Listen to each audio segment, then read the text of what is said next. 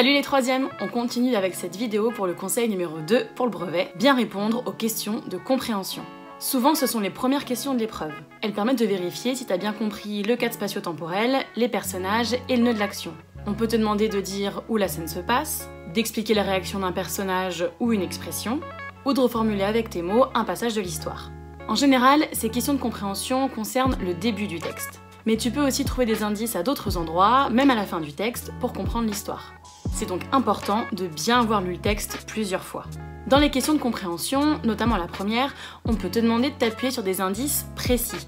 Alors les indices précis, ça peut être des citations du texte évidemment, mais tu peux aussi t'aider du titre de l'œuvre, de la date et du nom de l'auteur si jamais tu le connais parce que tu l'as étudié en classe ou parce que tu es un grand lecteur. Par exemple pour la date, un texte écrit au 19e siècle ou au 21e siècle n'aura pas du tout les mêmes enjeux, ni les mêmes sujets. Et par exemple, une œuvre qui s'appelle Histoire de ma vie appartiendra a priori au genre autobiographique.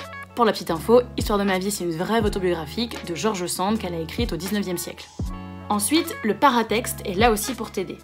Le paratexte, c'est les quelques lignes écrites en italique au-dessus de ton texte pour que tu comprennes mieux l'histoire. Attention, ce ne sont pas les mots de l'auteur. Ça, c'est les profs qui ont préparé le sujet, qui ont rajouté ces quelques lignes pour que du coup, tu rentres plus facilement dans la lecture. Tu peux éventuellement t'appuyer dessus pour répondre à une question de compréhension, mais attention, ça doit pas être tes seules citations. C'est important que tu cites aussi directement le texte en lui-même. Petit aparté, si tu tombes sur un extrait d'une pièce de théâtre, il y aura aussi peut-être des passages en italique au sein du texte. Mais là, attention, rien à voir, c'est pas les profs qui ont préparé, c'est pas le paratexte, c'est ce qu'on appelle des didascalies. Et donc c'est bien l'auteur qui les aura écrites. Mais si, tu sais, les didascalies, tu sais, ces petits passages en italique que le dramaturge a écrit pour donner des indications sur la mise en scène de sa pièce de théâtre. Trop de mots compliqués dans cette phrase? Alors il te reste une chose à faire pour bien comprendre un texte. Connaître les différents genres littéraires au programme du cycle 4 et leurs caractéristiques. Et oui, au brevet, c'est pas que le programme de 3e. Ça reprend toutes les connaissances de 5e, 4e et 3e.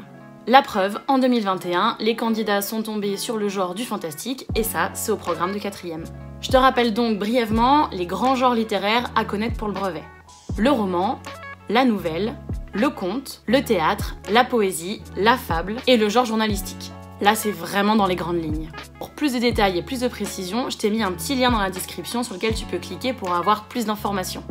Donc je récapitule. Pour bien répondre aux questions de compréhension d'un texte, tu regardes 1. La date, le titre et l'auteur. 2.